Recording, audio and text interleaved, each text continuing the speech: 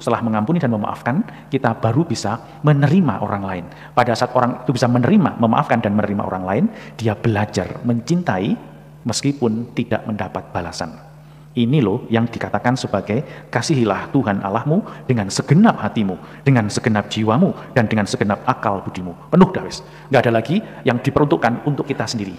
Maka kalau surat Rasul Yohanes mengatakan, orang gagal mencintai Tuhan pada saat dia tidak bisa menyayangi saudaranya yang kelihatan. Sekali lagi, menyayangi saudara yang kelihatan bukan kehangatan persahabatan, bukan pada saat suami istri, keluarga itu berjalan seperti yang dia inginkan, tidak. Tetapi pada saat seorang ibu merawat anaknya yang tidak berdaya, pada saat seorang istri yang merawat suaminya yang terus-menerus kecanduan alkohol, obat-obatan, dan perjudian, pada saat seorang suami terus-menerus belajar berkomitmen terus mencintai istrinya yang sejak tahun kedua pernikahannya terkena stroke dan tidak bisa apa-apa.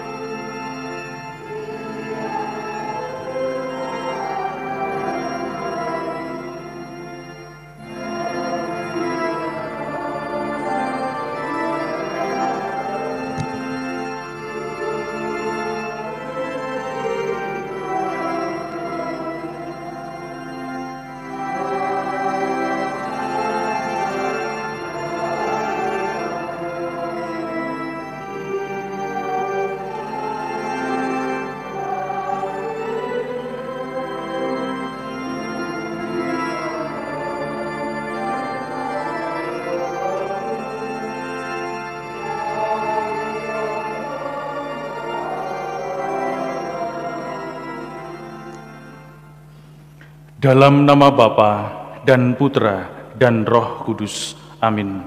Rahmat Tuhan kita Yesus Kristus, cinta kasih Allah dan persekutuan Roh Kudus bersamamu dan bersama rohmu.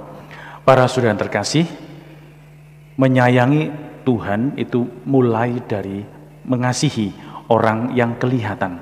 Kegagalan kita menyayangi orang yang kelihatan adalah kegagalan kita untuk beriman kepada Tuhan. Nah, karena itu mari di awal Ekaristi ini kita kembali berlutut, kita sadari setiap kelemahan kita dalam mencoba menerima, memaafkan dan mengampuni saudara-saudari kita yang lain.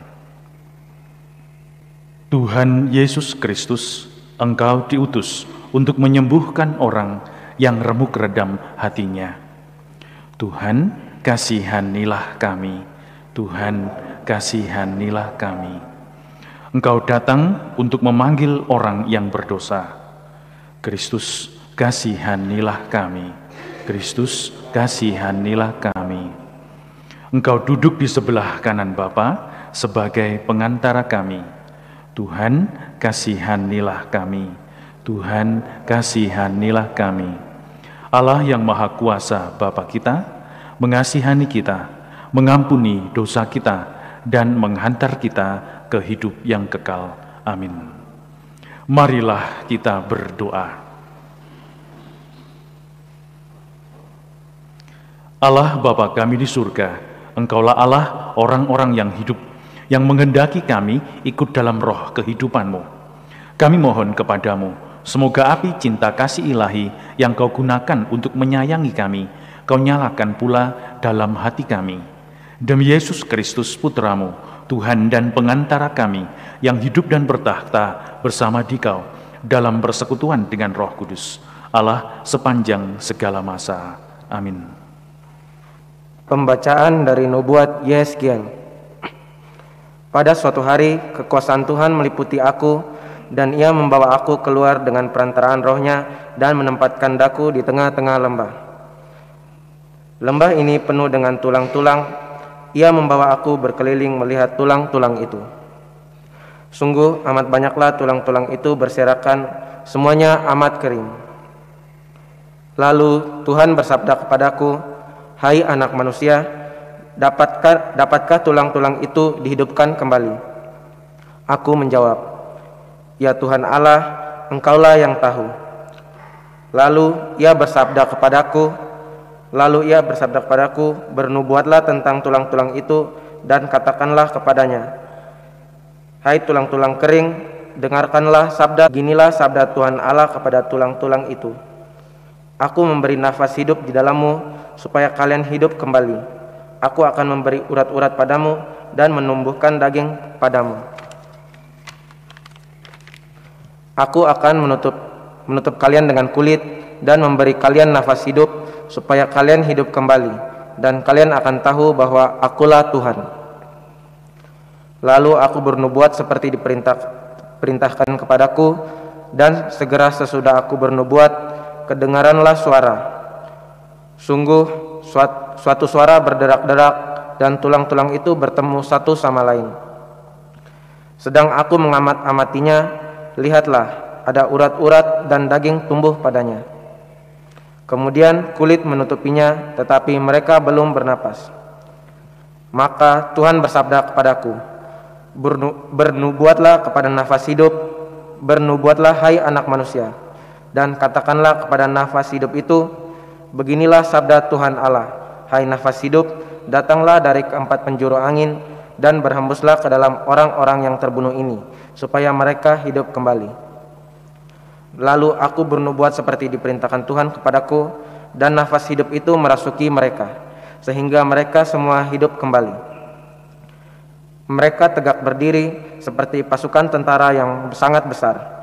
Kemudian Tuhan bersabda kepadaku, hai anak manusia, tulang-tulang itu ialah seluruh kaum Israel. Sungguh mereka sendiri berkata, tulang-tulang kami sudah menjadi kering, dan harapan kami sudah lenyap, kami sudah hilang. Maka bernubuatlah dan katakanlah kepada mereka, beginilah sabda Tuhan Allah, sungguh aku akan membuka kubur-kuburmu dan membangkitkan kalian dari dalamnya, hai umatku. Dan aku akan membawa kalian ke tanah Israel, dan kalian akan mengetahui bahwa Akulah Tuhan. Pada saat aku membuka kubur-kuburmu dan membangkitkan kalian dari dalamnya, aku akan memberikan rohku ke dalam kalian, sehingga kalian hidup kembali, dan aku akan menempatkan kalian di tanahmu. Dan kalian akan mengetahui bahwa Aku Tuhan yang mengatakan dan membuatnya. Demikianlah sabda Tuhan. Bersyukurlah kepada Tuhan, sebab kekal abadi kasih setianya.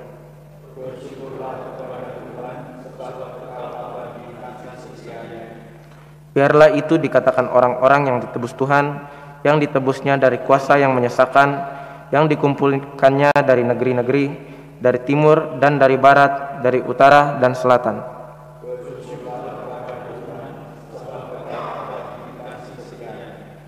Ada orang-orang yang mengembara di padang belantara, jalan ke kota kediaman orang yang orang tidak mereka temukan.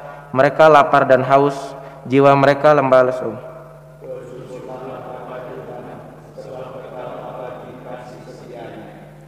Maka dalam kesesakannya berseru-serulah mereka kepada Tuhan, dan Tuhan melepaskan mereka dari kecemasan. Di bawahnya mereka menempuh jalan yang lurus, sehingga sampai ke kota tempat kediaman orang.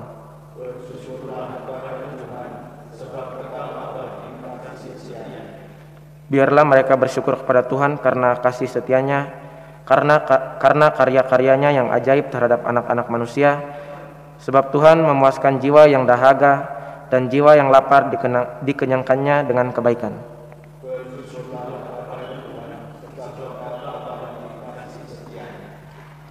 Haleluya, haleluya, haleluya, haleluya.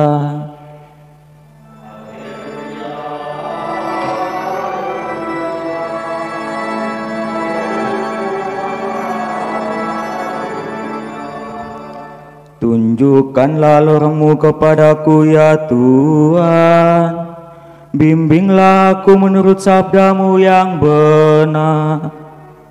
Haleluya, haleluya, haleluya, haleluya. Tuhan bersamamu dan bersama rohmu. Inilah Injil suci menurut Matius. Dimuliakanlah Tuhan.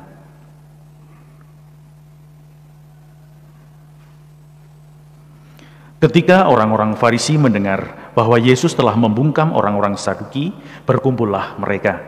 Seorang dari antaranya, seorang ahli Taurat, bertanya kepada Yesus hendak mencobai dia, "Guru, hukum manakah yang terbesar dalam hukum Taurat? Yesus menjawab, kasihilah Tuhan Allahmu dengan segenap hatimu, dengan segenap jiwamu, dan dengan segenap akal budimu. Itulah hukum yang utama dan yang pertama. Dan hukum yang kedua yang sama dengan itu ialah, kasihilah sesamamu manusia seperti dirimu sendiri. Pada kedua hukum inilah tergantung seluruh hukum Taurat dan kitab para nabi.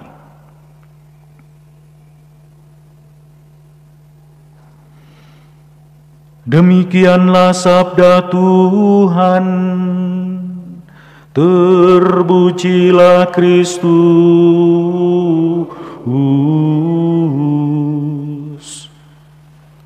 Para saudara terkasih, hukum ini kan terus kita dengar, karena ini memang jiwa orang Kristiani. Mengasihi itu bukan kasih kehangatan, kasih dua sahabat. Senang, menyenangkan, hangat karena mengasihi seorang sahabat. Juga bukan seorang hubungan suami istri yang hangat, yang penuh dengan cinta, yang penuh dengan pengorbanan, bukan. Tetapi kasih seorang ibu kepada anaknya yang sangat tidak berdaya. Kasih di mana seorang istri yang terus merawat suaminya yang kecanduan obat-obatan, alkohol, dan judi, hal-hal yang buruk. Kasih seorang suami yang sejak pernikahan kedua dia terus merawat istrinya yang sakit dan tidak mempunyai anak. Kasih yang penuh dengan pengorbanan inilah yang memberi kita sebenarnya permenungan cukup dasar bahwa jika aku memberikan diriku kepada orang lain dan orang lain sangat terbatas, bahkan tidak mampu untuk membalas kasih atau perhatian atau sayang yang kita berikan, apakah aku masih juga meneruskannya? Dan itu untuk bisa sampai di sana, maka untuk bisa mengasihi seperti yang hukum yang paling dasar tadi ini adalah perlu orang menyertakan semangat pengampunan dan memaafkan. Tanpa itu tidak pernah ada kasih. Yang ada hanya rasa kasihan dan kewajiban. Ini bukan mengasihi. Mengasihi itu bukan karena tugas saya dijadwalkan, kewajiban saya. Ini memang yang sudah diperintahkan, bukan. Tetapi karena orang mampu mengampuni orang lain, pengampunan itu mendesak dalam dirinya untuk keluar dalam wujud pengorbanan dan rasa sayang. Bukan pertama-tama karena kasihan saja, juga bukan karena diperintahkan, dibagi, dijadwalkan, lalu orang lupa akan yang namanya pelayanan. Pelayanan pertama-tama mengundang kita untuk mengasihi, yang didasari karena pengampunan. Sekali lagi, ini bukan karena saya mendapat pujian, lalu saya bersemangat untuk melayani. Tidak, tapi mencintai, mengasihi itu mulai dari orang mengampuni kelemahan orang lain. Lalu setelah mengampuni dan memaafkan, kita baru bisa menerima orang lain. Pada saat orang itu bisa menerima, memaafkan dan menerima orang lain, dia belajar mencintai meskipun tidak mendapat balasan.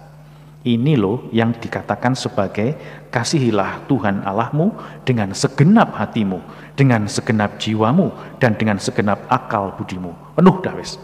Nggak ada lagi yang diperuntukkan untuk kita sendiri. Maka kalau surat Rasul Yohanes mengatakan, orang gagal mencintai Tuhan pada saat dia tidak bisa menyayangi saudaranya yang kelihatan. Sekali lagi, menyayangi saudara yang kelihatan bukan kehangatan persahabatan, bukan pada saat suami istri, keluarga itu berjalan seperti yang dia inginkan, tidak. Tetapi pada saat seorang ibu merawat anaknya yang tidak berdaya, pada saat seorang istri yang merawat suaminya yang terus-menerus kecanduan alkohol, obat-obatan, dan perjudian, pada saat seorang suami terus-menerus belajar berkomitmen terus mencintai istrinya yang sejak tahun kedua pernikahannya terkena stroke dan tidak bisa apa-apa.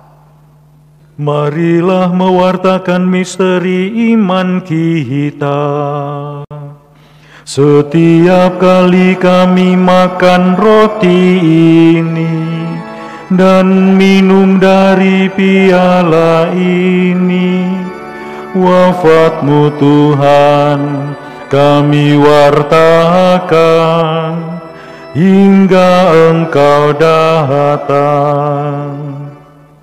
Marilah kita berdoa. Allah Bapa sumber cinta, kami bersyukur bahwa Engkau menaruh perhatian akan kehidupan kami, serta menghendaki menyayangi kami sampai sesudahan dan pengantara kami. Amin. Tuhan bersamamu dan bersama rohmu. Saudara sekalian, hidup kita hari ini, anggota keluarga kita dimanapun mereka berada, senantiasa dibimbing, dilindungi, dan diberkati oleh Allah yang Maha Kuasa, Bapa dan Putra dan Roh Kudus. Amin. Para saudara yang terkasih, dengan demikian Ekaristi Kudus kita telah selesai. Syukur kepada Allah.